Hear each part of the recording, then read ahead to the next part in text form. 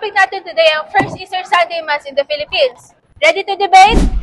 Miss! Limasawa yan! Base sa documents, si Father Pedro de Valderrama ang nag-officiate, nakasama ni Magellan.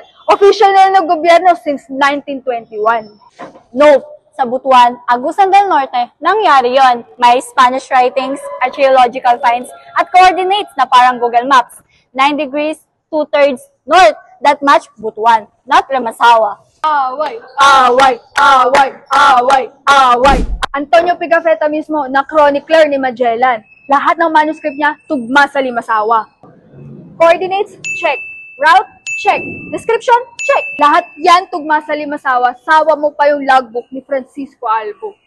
But why Francisco Combes and Colin wrote that sa Butuan, no 1600s? May mas sense na dun sila nag-stop.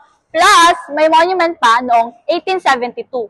Uy, wait! Muswa corresponds more to Butuan, pero sa Skeleton's translation ng Yale Benec, it contains a footnote, Muswa as Limasawa.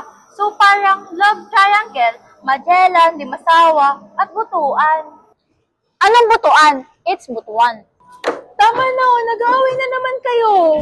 4 panels na yung nag-aral pinaka-latest yung 2019 Mujeres panel. Lahat ng experts, neutral. Walang taga-Limasawa, walang taga-Butuan, para walang bias. There's William Henry Scott analysis pa nga eh. Kaso, ang sabi sa Mujeres panel, nice effort pero kulang sa navigational evidence. Limasawa pa rin, kompleto sa resibo. Nag-aaway na naman kayo. Historians ba kayo? Pero ako, basta may misa at pagkain, invite nyo ako kahit saan ha. Can I join? Sus, bawat taga-Butuan. That's enough! Historians still debate about this, kaya importante ang corroboration to build a credible case. Sometimes, that's history. You agree to disagree.